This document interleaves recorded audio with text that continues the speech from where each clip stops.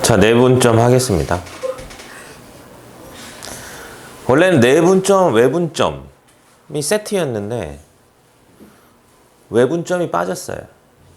근데 뭐 일단 뭐 공식은 알려드리도록 하겠습니다. 이따가요. 내분점이 뭐냐? 선분의 내분점. 내분이란 말 들어봤나요? 안 들어봤어요? 중학교 때는 안 나왔나? 선분을 안에서 나누는 점을 내분점이라고 합니다. 선분의 위에 있는 점, 선분 위에, 선분의 내에서 이 선분을 분할하는 점, 선분 내부의 선분을 분할하는 점입니다. 어떤 점 P가 있어서 A에서의 거리와 B에서의 거리가 M 대 N의 B를 가지고 있으면 이 P를 AB에 M 대 N 내분점이라고 합니다. 그래서 우리가 그 몇 대 몇인지를 읽으면 어디에서의 거리가 몇인지 알 수 있는 거예요. AB에 3대 2 내분점하고 AB의 2대 3 내분점은 위치가 다릅니다. 그래서 AB가 이렇게 있는데 AB의 3대 2 내분점은 A에서의 거리가 3이고 B에서의 거리가 2인 거야. 그러면 일단은 다섯 등분을 해야 되겠죠. 그쵸? 그 다음에 A에서의 거리가 3이고 B에서의 거리가 2인 점이 이 점입니다. AB의 2대 3 내분점은 A에서의 거리가 2이고 B에서의 거리가 3인 요 점이 AB의 오케이? 외분이라는 단어도 있습니다. 외분은 선분 AB의 연장선 중에서 요 선분 AB의 바깥쪽에 있는 점 중에서 AB가 M 대 N이면 요 선분의 바깥쪽에 있다고 해서 외분점이라고 합니다. 오케이? 혹시 선생님이 풀으라고 딱히 말하지 않은 문제집을 찾아서 열심히 푸는 학생들이 혹시 거기서 외분점이라는 단어를 볼까봐 말씀드리는 거예요. 오케이? 왜? 너네는 아니라고? 그래서 외분점이라는 단어도 앞에 있는 문자에서의 거리와 뒤에 있는 점에서의 거리를 순서대로 몇 대 몇 이렇게 얘기한다. 오케이? 이제 빠졌으니까 안 나올 건데. 근데 나중에 이제 필요할 때가 있으니까 그때 가서 다시 말씀드리고요. 수직선 위에 있는 선분의 내분점. 수직선 위에 있는 선분의 내분점. 공식이 있습니다. 예를 들어, 여기 밑에 있는 예를 볼까요? 수직선 위에 두 점 A와 B 있어. A가 원점에서 왼쪽으로 마이너스 1만큼의 A가 있고, B는 5에 있다고 해볼게요. 이렇게. 5에 있는데, A, B를 2로 내분하는 점의 좌표를 어떻게 구할 것이냐. A에서 2대1, 여기 거리거든요. 이렇게. 요 점이 좌표가 뭐냐? 이 좌표를 구하는 공식을 말하는 겁니다. 자, 어떻게 하냐면, 일단 전체의 길이를 구해. 전체 길이는 5에서 여기 마이너스를 빼주면 되죠. 그쵸? 여기가 x1이고, 여기가 b1, x2면, 빼주면, 오케이?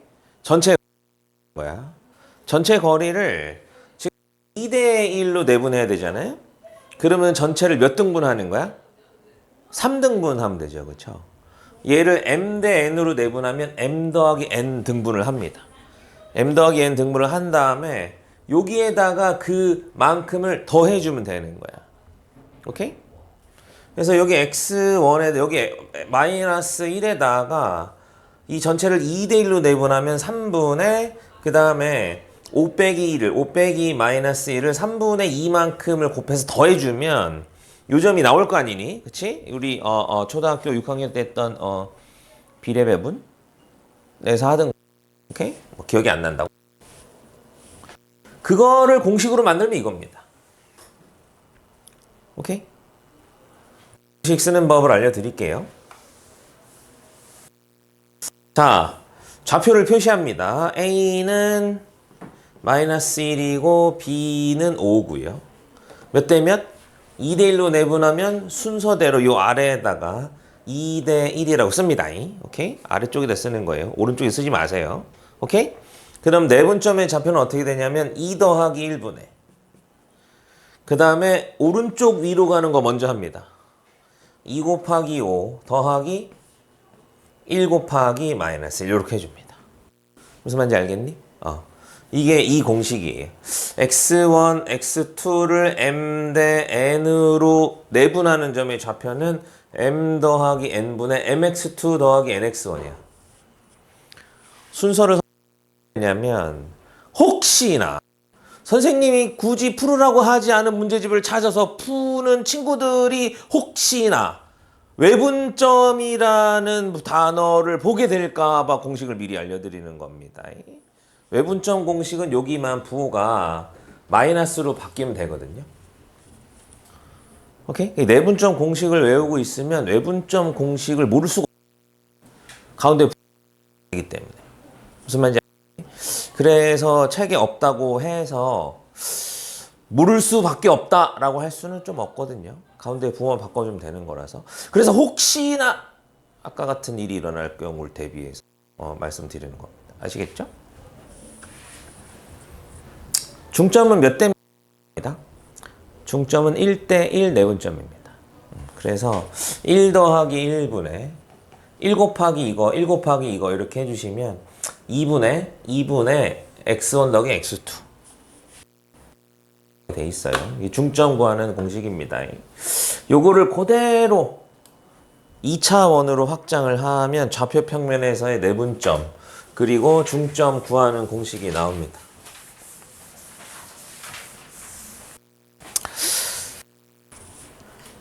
좌표 평면에서는 x좌표, y좌표 두 개가 그러면 두 점 내분점의 좌표는 x끼리 내분점 구해주시고 y끼리 내분점 구해주시면 되게 무슨 말이냐면 여기 밑에 그림이 있는데요. 여기 이제 두 점이 이렇게 있으면 두 점의 m 대 n 내분점 당연히 여기 선분 위에 있는 걸 내분점이라고 합니다. 그럼 여기 점의 x좌표는 요 점의 x좌표와 요 점의 x좌표의 m 대 n 내분점이게 돼 있다. 마찬가지로 요 점의 y좌표와 요 점의 가 있고 y좌표가 있다면 이 내분점의 y좌표는 요쪽 y좌표와 요쪽 y좌표의 m 대 n 내분점 이게 돼 있기 때문에 x 성분끼리 x좌표끼리 내분점 구해주시고 y좌표끼리 내분점 구해주시면 요 점의 좌표가 되게 돼 있는 겁니다. 마찬가지 이유로 중점은 x끼리 중점, y끼리 중점 구하시면 중점을 구할 수 있게 돼 있습니다. 이해되시나요? 공식 외울 수 있겠어요?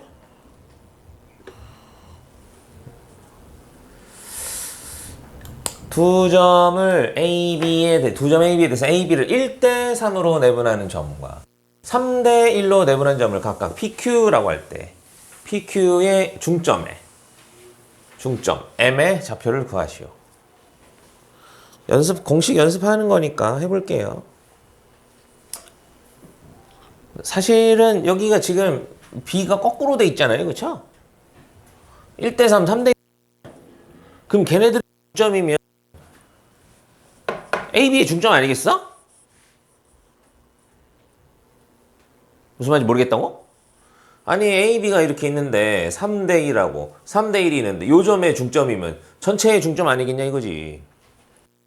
그래서 더해서 2로 나누면 2 더해서 2로 나누면 1 나옵니다. 오케이? 또 그러나 우린 지금 공식 암기 연습하고 있는 거니까 연습 한번 해볼게요.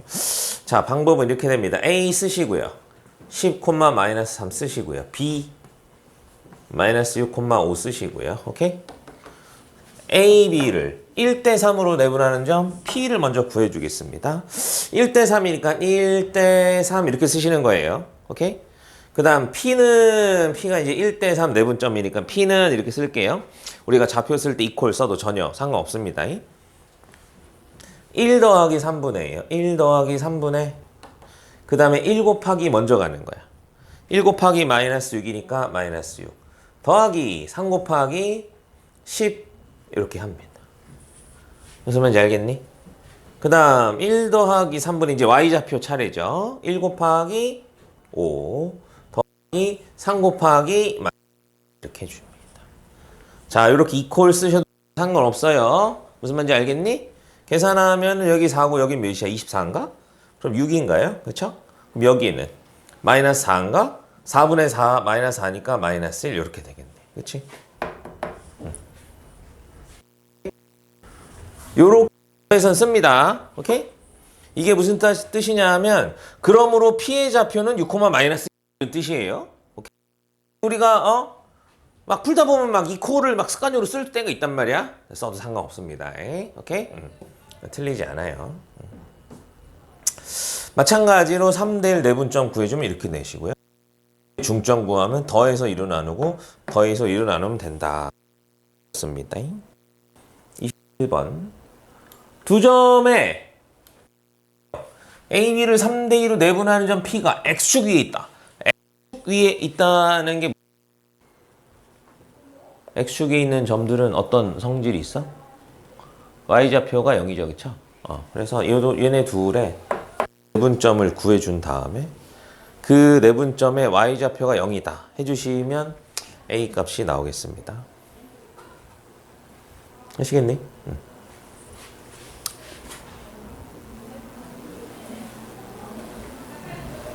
다음 뭐 간단하고요. 여기까지 뭐 간단하죠. 다 간단하지 뭐. 두 점에 대해 선분 AB를 T 대 1-T T 대 1-T로 내분한다라는 표현을 이제 자주 보게 될 텐데 왜 선생님 저게 뭔가요? T 대 1-T가 뭐예요? 라고 하면 우리가 T를 0과 1 사이의 수로 잡으면 선분 위에 어떤 점이든 간에 여기를 1-T라고 할 수 있습니다. 근데 이게 아까 거랑 뭐가 다르냐면 얘네 둘이 더하면 언제나 1이야. 더하면 언제나 1이다가 좋은 게 뭐냐면 우리가 내분점 구했을 때 미지수가 한 개밖에 안 나옵니다. 아까 M 대 내분점은 미지수 몇 개야? M과 N 두 개죠. 그쵸? 근데 T 대 1-T라고 하면 미지수가 하나밖에 안 나오는 거야. 그런데 이제 요게 아까 거랑 다른 건 뭐냐면 예를 들어 우리가 3 대 1이면 얘네 둘이 더해서 1이 아니지. 그치? 무슨 말인지 알겠어? 근데 이거를 더해서 1이 되는 B로 바꿔주는 거예요. 몇 대 몇이라고 할 수 있을까? 그럼 3 대 1을 몇 대 몇으로 하면 더해서 1이 되는 B가 되는 거야. 더하면 4니까 4로 나눠주면 됩니다. 그러면 4분의 3 대 4분의 1이면 B는 똑같고 이 두 개의 수가 더해서 1이 되는 거야. 무슨 말인지 알겠니?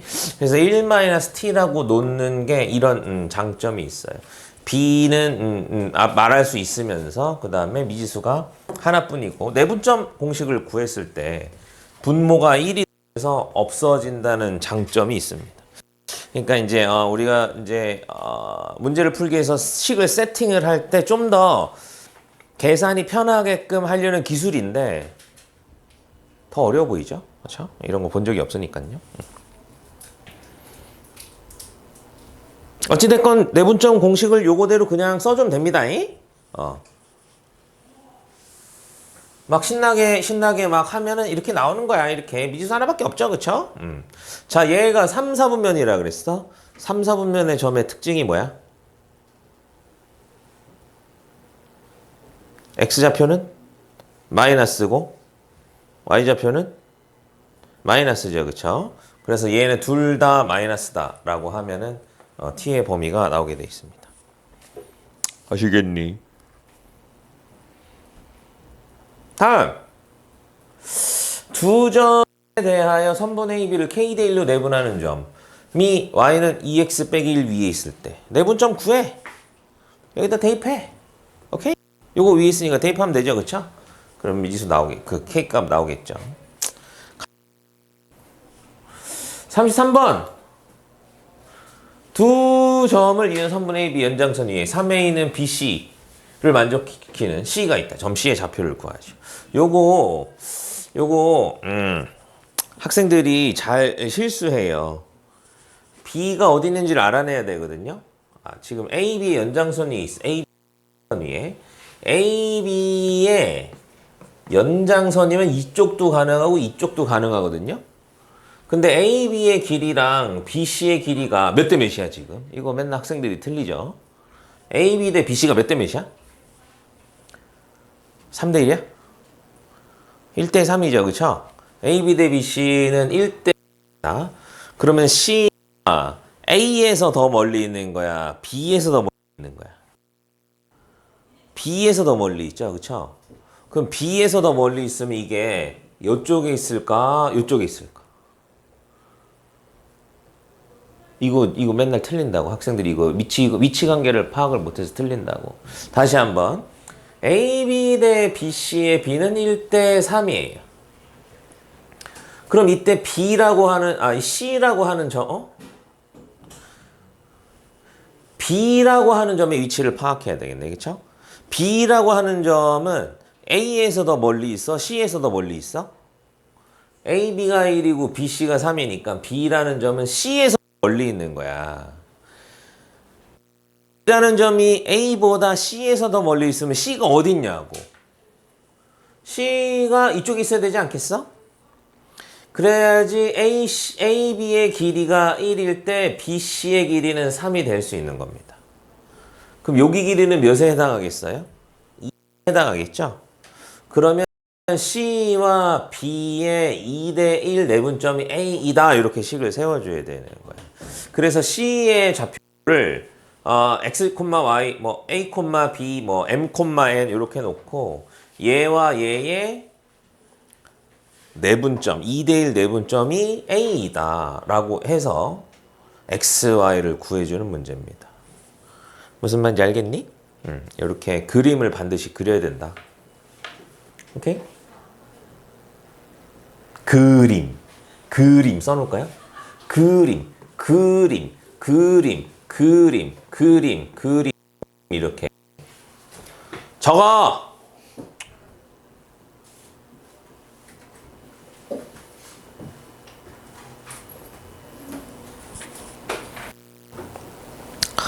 다음 그 밑에 것까지 하고 문제 풀고 다음 거 나갈게요. 평행사변형의 ABCD의 세 꼭지점이 ABC일 때 꼭지점 D에 구하시오. 이게 옛날에는 조금 이제 조금 어렵게 하는 문제들도 있었는데 요즘은 뭐 그런 문제 별로 없어요. 자, 여기 평행사변형 ABCD 이름이 있죠? 이름이 있는 거랑 없는 거랑 조금 다릅니다. 평행사변형 ABCD라고 이름을 문제에서 주면 A의 점은 어디여야 된다? C여야 됩니다. A랑 C랑 마주보고 있어야 되고 B랑 D랑 마주보고 있어야 돼요. 무슨 말인지 알겠어? 문제에서 이름 어디 있는지 몰라. 어디 있는지 모른다는 게 정확한 표현이 아니네요. 문제에서 A, B, C, D라고 이름을 안 주면 자, 예를 들어 이렇게 C가 이렇게 있는데 지금은 평행사변형 A, C, D라고 했으니까 D가 요 B의 맞은편에 있어야 되는 거야. 무슨 말인지 알겠니? 그러면 어떻게 하냐면 평행사변형의 성질 중에 뭐가 있어요? 평행사변형의 성질 중에 하나, 대각선이 서로를 이등분한다. 대각선이 서로를 이등분하니까 얘네 둘의 중점과 얘네 둘의 중점이 서로 일치한다. 요거 이용해서 풀거든요.